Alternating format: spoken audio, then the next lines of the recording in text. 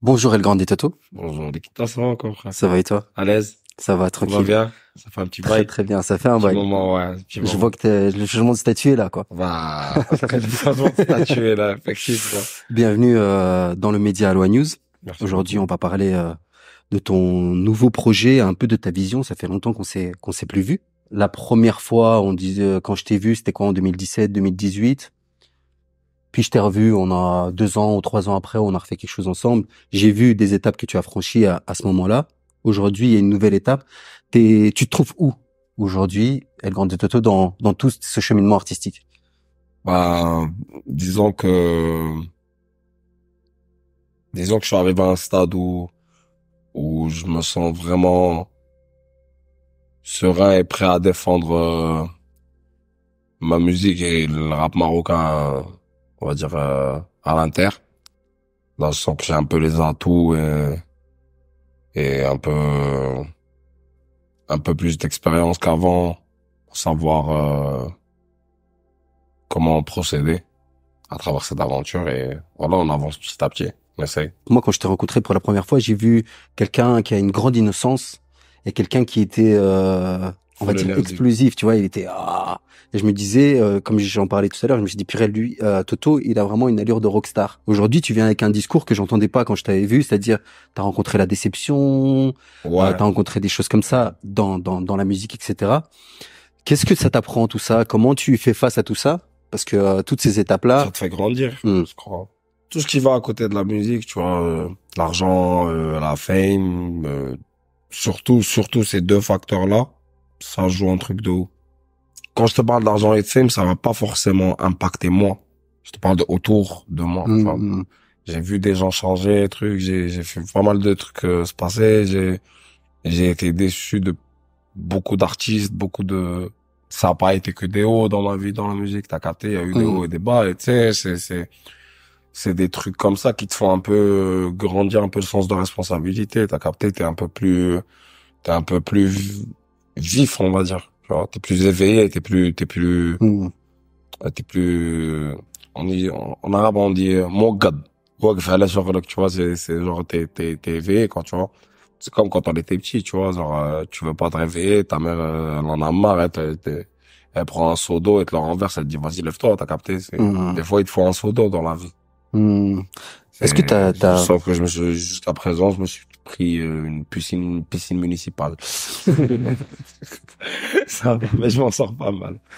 Est-ce que t'as un souvenir assez concret qui te vient quand tu repenses à cette fameuse piscine qui a fait que t'es arrivé là finalement? Parce que j'imagine que t'as appris à nager depuis dans cette piscine et que t'en es ressorti, Ouais, j'espère. tu sais, c'est pas facile. Tu n'es pas champion olympique de natation, t'as capté.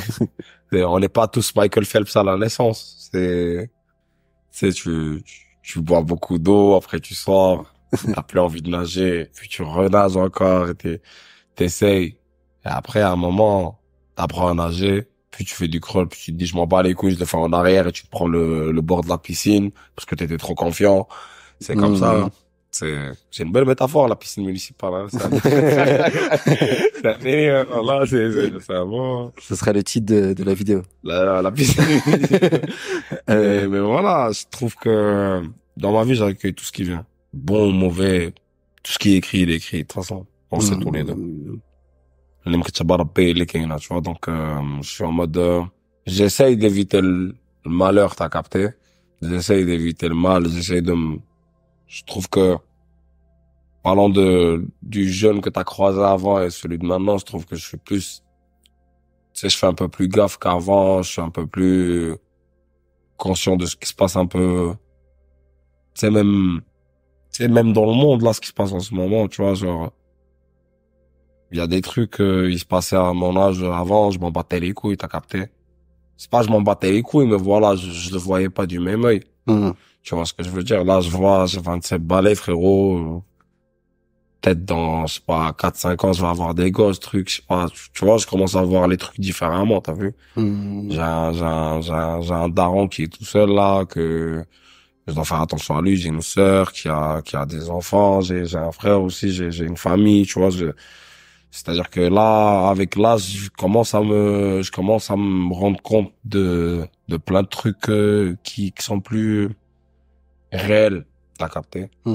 Ce moment, ce cap-là, quand tu changes de cap et que tu as une autre vision beaucoup plus réelle, ça vient quand? Est-ce qu'il y a un événement particulier qui fait que t'as basculé? Parce que Je crois que c'était la polémique qui m'a le plus c'est vrai? cogné, moi. Ouais. C'était plus ça. C'était stop. Ça m'a cogné de ouf. Ça. Tu vois. Ah, j'ai chialé, tout ce que tu veux. Ah, moi, je le dis, je m'en pas les couilles, tu vois. J'ai craqué. Hein. J'étais à ça de craquer, vraiment. J'étais vraiment à ça. Mais, tu sais, il y a plusieurs gens, il y a plusieurs personnes qui disent, ouais, là, on a rajouté des trucs, ah, bah, c'est normal, c'est une vague, c'était pas un truc. Voilà, je les challenge de vivre le truc à ma place. Même pas la polémique. Tu vois, les gens normaux, là, qui commencent à parler sur Internet, je challenge juste de vivre ma vie pendant 24 heures, ma gueule. Je leur souhaite même, ouais, si c'était possible, la veille d'une sortie d'album, qu'ils se mettent dans ma peau et qu'ils voient. Rien, oublie polémique, truc. Juste la sortie d'album, frère, qu'ils se mettent dans ma peau et qu'ils voient ce que ça fait, frérot. Tu perds du poids, frérot, tu dors pas, t'es stressé, truc. En plus, avec la polémique, frérot, tout le monde s'est barré, hein. Tout le monde s'est barré, gros, moi, je te dis, hein. Tout le monde s'est barré. Pas tout le monde, mais, genre, un bon 90-95%, frérot. Ah, y a personne. Là, tu balances un color, t'as des messages de partout, frère. T'as des messages, frérot, que j'ai envoyé des messages en 2018, j'ai reçu la réponse en 2023. T'as capté ce que je veux dire ou pas? Même ça, tu vois, je le prends même pas en mode mauvais. T'as pas de rancune. Je t'ai dit, c'était écrit. Tout est écrit. Mais est-ce que ces passages-là, ils te permettent aussi de faire de te rapprocher du réel? C'est-à-dire que... Bah ouais. Moi, je veux dire un événement qui m'a rapproché vraiment du réel. C'était mon premier voyage à Dakar. Ça, c'est un truc qui m'a ramené au réel, on va dire. Ce qui s'est passé, regarde, c'est un délire. Je suis en concert, c'est mon premier concert après la mort de ma mère, après Caméléon, après tout. Et j'avais un ami à moi, il avait perdu sa mère aussi, truc. Et je demande au public 1 minute de silence. C'est-à-dire qu'il y a des Sénégalais, frérot, ils parlent Wolof, ils parlent même pas arabe, ils ont capté ce que je dis, ils ont rien dit. Il y avait une bande d'enculés. Ils étaient 7, ils étaient sous extase. Je sais pas pourquoi ils ont pas voulu la fermer. Moi, je suis là, après, je pète un câble. Puis je leur dis, vous là, il y a le prochain qui va me parler, faut pas venir me parler, faut pas essayez même pas de m'aborder ou un truc. Je finis le concert, truc, je finis le concert et, ouais, je vais au Cosmo. Ouais, je vais dîner dans le resto d'un ami à moi. C'est devenu un ami à moi. Et, puis, je dois faire un after show dans une boîte. J'arrive là-bas, truc. Puis je croise 3 mecs de la même bande d'enculés qui étaient à l'entrée, tu vois. Et là, il y a un mec d'entre eux, apparemment, son père, je sais même pas son père, il fait quoi. Mais bref. Il est influent, genre. Son père, c'est quelqu'un d'influent, truc. Et le mec, il a trop pris la confiance, t'as capté? À un moment, on commence à parler, là, il me touche. Il me touche le visage, t'as capté? Moi, je l'ai cogné direct. Moi, j'ai pas réfléchi. Sauf que moi, les gens, ils connaissent pas ce côté violent chez moi, tu vois. Moi, j'ai jamais été pour la violence, truc. Je suis jamais parti me filmer. Il y a jamais eu une vidéo de moi en train de taper quelqu'un ou en baston, truc. T'as capté ou pas? Je commence à cogner, genre, à droite, gauche, moi, je sais même pas. Je commence juste à cogner. Là, il y a le vigile qui vient, il y a le DJ qui vient. Il m'a dit, ouais, faut lâcher, truc, non. Après, ce qui se passe, c'est que le lendemain, frère, je commence à marcher à Dakar, truc. J'ai ma petite, clique que j'avais préparée avant d'arriver, t'as capté? Mais à part, les gens, ils me voient, gros, ils traversent le chemin, ils s'arrêtent pas. Ils me parlent pas. Il y a personne a les couilles pour venir me parler.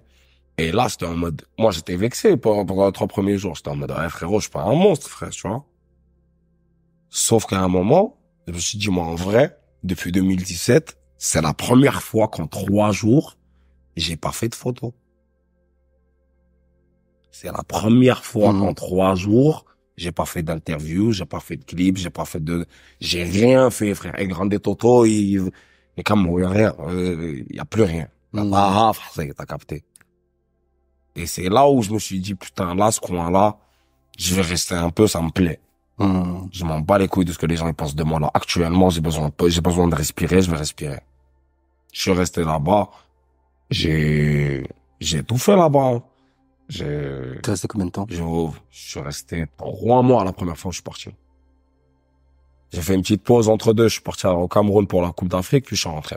Mais là-bas, frérot, quand je te dis, j'ai tout fait, j'ai tout vu. Je suis parti, je sais pas, j'ai vu des lieux historiques. Je suis parti voir des réserves de lions, trucs, on a, des plages, paradisiaques, frérot, des îles, je peux même partir à la mosquée là-bas, frère, tu vois, ce qui est un truc que j'avais pas fait pendant longtemps.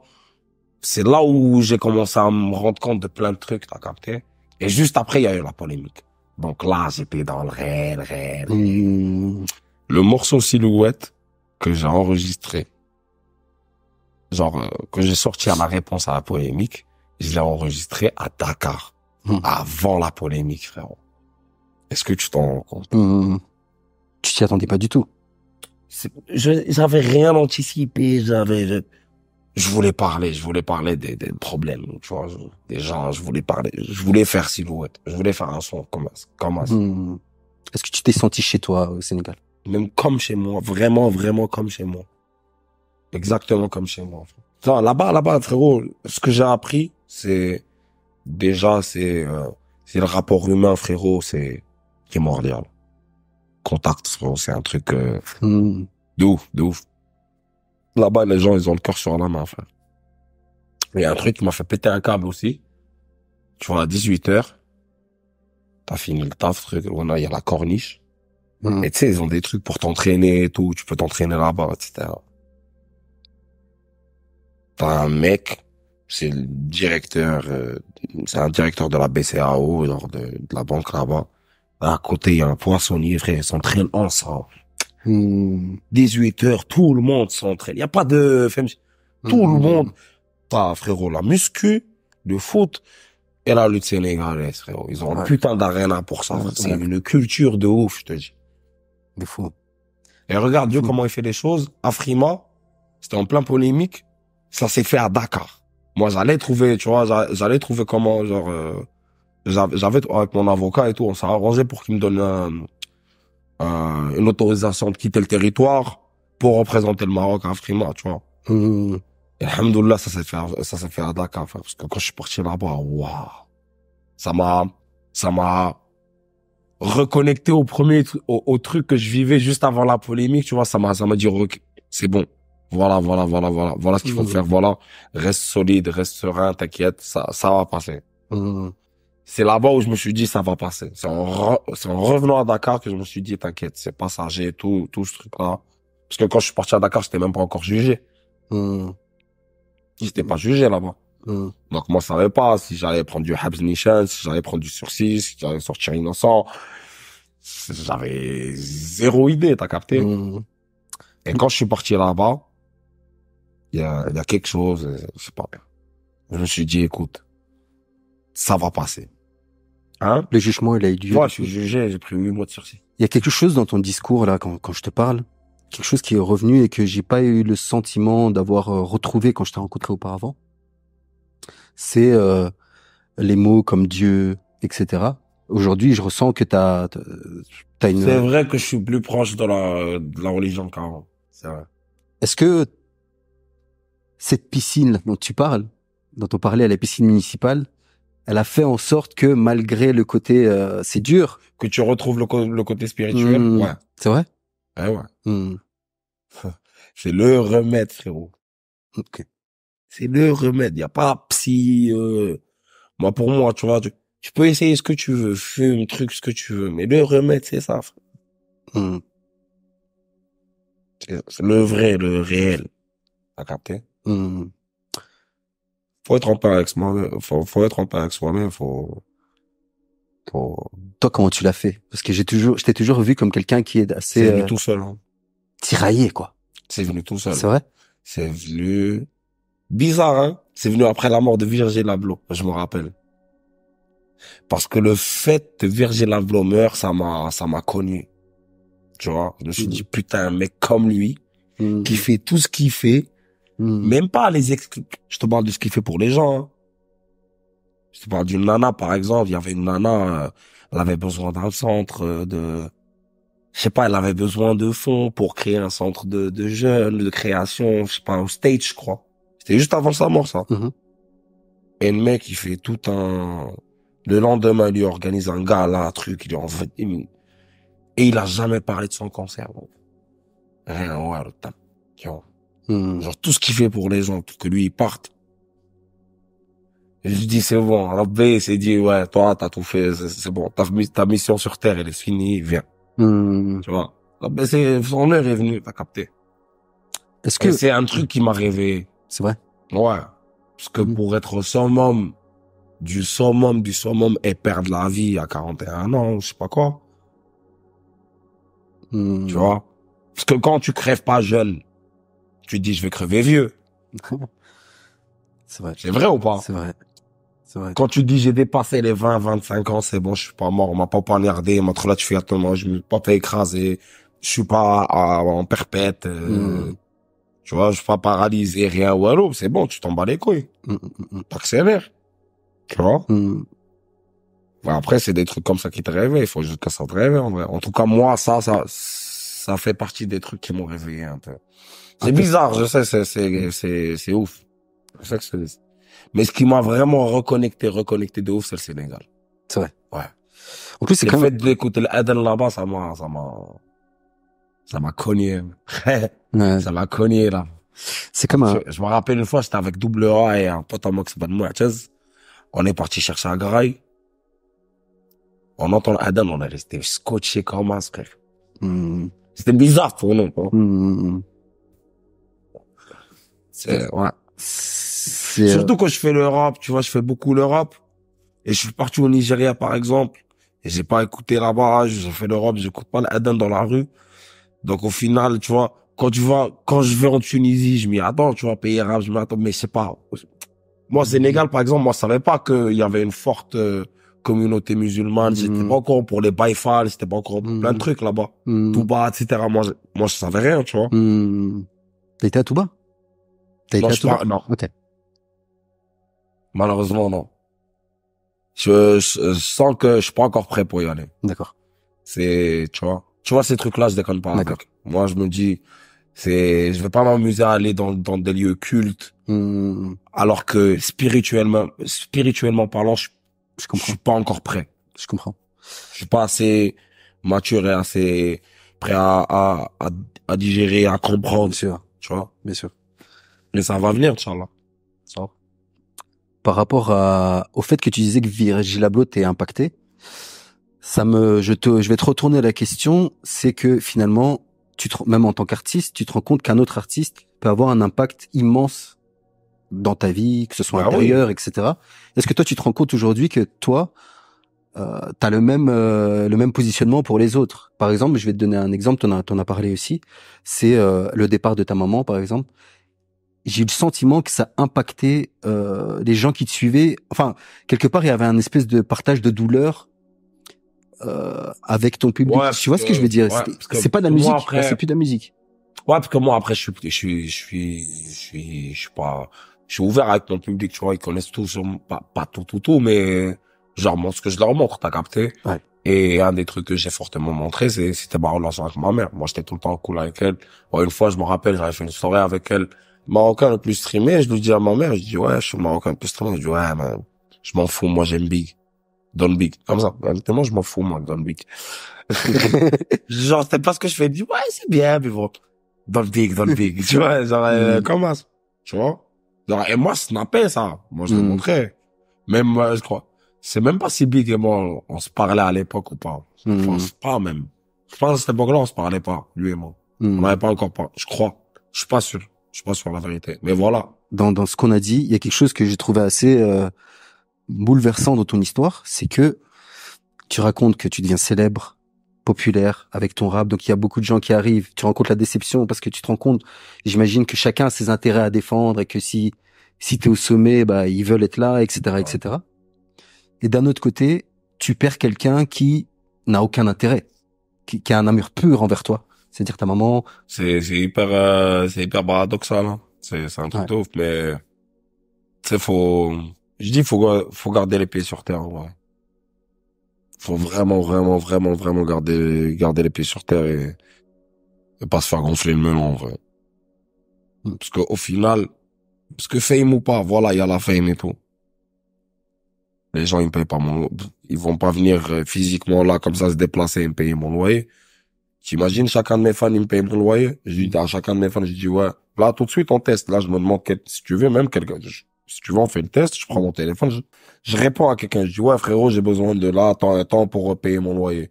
Tu me le payes? Il va bégayer, frérot. Triste réalité, mais c'est vrai. Même moi, frérot, moi, je kiffe, je te dis une connerie, moi, je kiffe Jay-Z. Jay-Z va me dire, ouais, j'ai besoin de toi pour payer mon loyer. Ben, frérot, ni comment que t'es un fou, quoi, mais non. Je paye mon loyer, déjà, frère. Tu vois ce que je veux dire, c'est ça. Mais, en parallèle, c'est pour ça que je te dis, c'est paradoxal. Moi, frérot, j'ai des gens que j'ai connus, voilà, peut-être que j'ai connus en tant que fan au début. Frérot, ils sont là avec moi, ils crèvent pour moi. Et ils crèvent pour moi, il y a pas de doute. C'est pour ça que je te dis, c'est paradoxal. Il faut garder les pieds sur terre, il faut, non, parce que c'est que quand t'es calme et chill, c'est là où tu vois réellement ce qui se passe. Quand t'es trop agité, trop dans le bain, tu vois pas. C'était ça mon problème, en vrai. J'étais trop dans le kiff, ouais, let's go, ouais, venez, on fait, ouais, le rap marocain va tout baiser. Ouais, le rap marocain va tout baiser. C'est le même message, mais c'est plus calme, c'est plus serein, tu vois. Tu vois ce que je veux dire? Et voilà, faut juste, je t'ai dit, c'est un délire. Mais en fait, ça, quand c'est un truc de ouf, tu vois, ça calme un peu le jeune enfant que t'as au fond de toi, tu vois, c'est-à-dire que là, ça me limite au point que, tu vois, je suis obligé de rester comme ça, et de me lâcher que quand je suis au studio, et qu'il n'y a pas des gens extérieurs, surtout, et quand je suis sur scène. Parce que tu peux pas ne pas être bien, tu vois. Les gens, ils savent pas qu'au final, moi, l'Olympia sortait, je dégueulais, je rentrais. Ils le savent pas, les gens. Ah, je dégueulais ma race, frérot. Moi, mon pantalon, il m'a niqué. Frérot, j'étais pas bien. J'étais vraiment pas bien. Stress, ballonné, l'émotion, truc, tout. Je sortais, je dégueulais, je rentrais. Les gens, ils savent pas. Parce que si je dégueule, maintenant, tu vois, on peut pas être, tu vois. Mais, c'est délirant. C'est délirant. Tu peux pas. Quelle aventure. Ouais. C'est chaud. C'est chaud comme, là. Ça te rend paro à un moment, tout ça, tu vois. C'est-à-dire que t'es tellement, tu vois, par exemple, moi, j'ai fait un voyage avec ma sœur, ses enfants et son mari en Espagne. Ok, dans un coin, vas-y, frérot, en Espagne, on ne connaît pas. Ça m'a pris 3 jours pour me lâcher. Pour me dire, c'est bon, il y a personne qui me connaît, je peux déconner,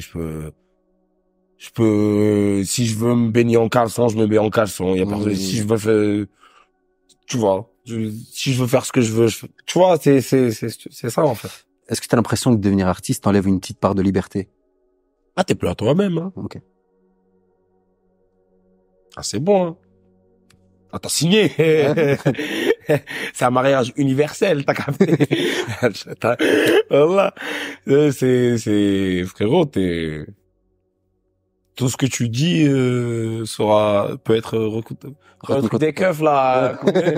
Tout ce que vous disiez pour être retenu contre vous, bah, c'est ça, en vrai. Tu vois? Après, c'est là où faut calculer, pour des trucs, faut pas se laisser faire aussi, tu vois. Tu vois, j'en parlais tout à l'heure avec un autre journaliste, je disais, Tu vois, genre les grands penseurs, tu vois, tous les mecs marquants, on va dire, ils ont eu quand ils ont pensé à haute voix, ils ont ça a un peu effrayé des gens, ça a un peu, tu es en mode waouh, t'as capté. Puis ça a diminué avec le temps, tu vois. En partant d'un mec qui se fait décapiter, qui dit que la Terre elle est ronde, jusqu'à, Hmm. tu vois. T'as capté ou pas? C'est ça, c'est des trucs comme, ça choque encore, tu vois. On est encore dans le choc. Que tu dises, il y a des trucs, tu vas dire, ça a choqué. C'est là où tu te rends compte que t'es pas seul. Mais il y a des trucs que tu dois dire, même si ça va choquer, parce que justement, t'es pas seul. Hmm. Par exemple, la Palestine, faut en parler, parce qu'on n'est pas seul, ils sont pas seuls. T'as capté? Hmm. Par exemple. Il y a beaucoup d'artistes qui décident de ne pas le faire. Je m'en bats les couilles.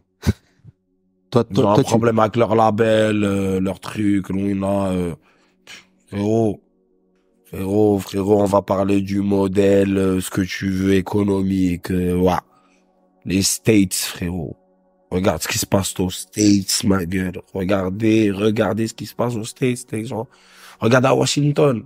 Regarde juste les manifs à Washington, frère. C'est un truc de ouf. C'est un truc de ouf, ma gueule. C'est incroyable. Moi, je m'y attendais pas, frère. Ok. Hmm. Et quand je vois des campagnes en France, là, quand je vois un mec qui se fait cramer un plateau de foot, frère, putain de merde. Un plateau de foot, ma gueule. Hmm. Eh ouais. C'est nickel, là. Après, on apprend tu vois, il y a toujours un décalage, de toute façon. Il y a toujours un décalage. Hmm. Pour digérer l'information et pour accepter Hmm. c'est chiant, frère. Tout à l'heure, tu disais que justement, être un artiste, c'est dur aussi, tu dois faire un petit peu attention, etc. Là, le fait de prendre la parole, par exemple, là, Je tu suis m'as artiste, parlé. mais je suis rappeur. Ok. Il y a une différence pour toi. La crime, il a dit à croire ça, certains rappeurs sont en nos propres positions. Hmm. Je viens de le dire. Et je remercie la crime pour le morceau qu'il a sorti, vraiment. J'étais là à le dire. Putain de son, ma gueule. Hmm. Il a tout, tu vois, il a tout dit, frère. Je pense Hmm. qu'il a bien parlé dans ce son-là. Côte barre. Putain. Merci. Tu vois le son, là, qu'ils ont fait pour la Palestine. Ouais. J'ai refusé de le faire. D'accord. Pourquoi? Quand ils étaient 25, je sais pas. C'est pas par rapport et je tenais à l'expliquer, truc. C'est pas par rapport à la promo de l'album, truc, non, je veux pas niquer. Là, j'en parle. Pendant ma promo, j'en parle. Hmm. Même pas. C'est pas ça qui va aider, les gars. T'as capté? Hmm. Faire un son que d'office, il va être striké, je sais pas quoi, blacklisté, truc. Moi, je suis d'accord. Tu vois, les gars, ils l'ont fait, c'est cool. C'est bien. Là, c'est bien. Ils ont tenté, tu vois, c'est cool. Hmm. Mais, je sais pas. Venez, on fait un putain de concert, on prend un putain de Zénith, un putain de Bercy, frérot. Venez, on monte tous. Tous les mecs là qui sont sur Instagram et disent ouais, Free Palestine. Venez, frérot. Venez, on cotise, je sais pas, on fait un truc, on prend un putain de Bercy ou 2 ou 3 nuits d'affilée, frérot. Et on fait un concert et tous les gars, on les envoie, frérot, aux hôpitaux, au truc, n'importe. Hmm. Ça, c'est utile. Hmm. T'as capté? Ça, c'est utile. Hmm. Ça, c'est mon idée. Chacun son chacun. En tout cas, je prends position et voilà, quoi. Je le dis ouvertement. L'album 27 est sorti. Dans cet album, dans Billets, tu dis je ne fais pas du rap que pour les billets, que pour le cash ou que pour les billets, Ouais. quelque chose comme ça. Le rap, c'est quoi pour Toto et pourquoi tu fais du rap? C'est la voix des autres. C'est la voix de ceux qui l'ont pas. Hmm. C'était mon billet de sortie. Même si j'ai pris la sortie, entre guillemets, j'oublie pas d'où je viens. Donc, j'oublie pas avec qui j'ai grandi, comment j'ai grandi, devant qui j'ai grandi, à côté de qui, comment ils ont grandi, truc. Quand t'es sorti, t'as laissé la porte ouverte, quoi. Tu l'as pas fermée. On va péter tout le building, t'inquiète même pas. Est-ce que t'as quelque chose à rajouter? Écoutez l'album très attentivement. Première écoute, tu peux pas juger l'album première écoute. Prends-toi une bonne semaine, digère l'album bien comme il faut. Je crois que vous allez capter plein de trucs et voilà. Free Palestine, toujours.